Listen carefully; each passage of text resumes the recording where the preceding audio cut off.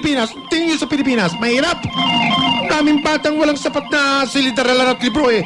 Ano kami, poor? Taxi sa Double B! Ang daming walang trabaho dito eh. Ang daming nga rito napipilitan magpunta sa ibang bansa eh. Para lang makapaghanap buhay. Ano, poor? Taxi sa Double B!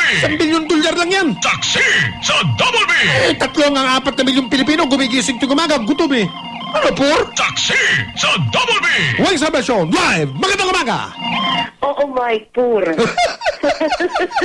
Walang kagatol-gatol, poor. Baka tayo, Juan, mahirap na bansa na nagpapanggap na mayaman. Tama. O mayaman na bansa na nagpapanggap na mahirap. Ano ba tayo sa dalawa? Weng? Doon tayo sa una. Ang ganon. Sa una. Yun ang Mahirap na realidad. bansa na nagpapanggap na mayaman. Tama, oo.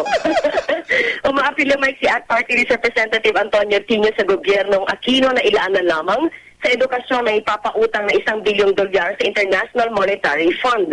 Ayon kay Tino, kung itutuloy umano ng gobyerno ang plano magpautang sa IMF, ay para na rin ipinakita ni Pangulong Aquino ang pagiging manhid sa krisis sa sariling bakuran nito. Malaki na umano ang magagawa ng halagang ito para lutasin ang ilang kakulangan sa edukasyon sa halip na ipautang sa labas ng bansa.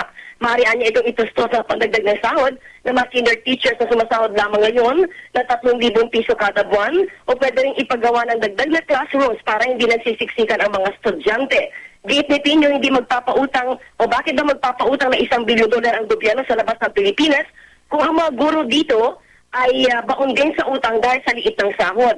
Kaya naroon ang halagang ito na itaas sa salary grade 15 ang mahigit kalahating milyong guro na nasa payroll ng Department of Education. Ang inyong kapuso, Rowena Salvacion ng GMA Super Radio Digital.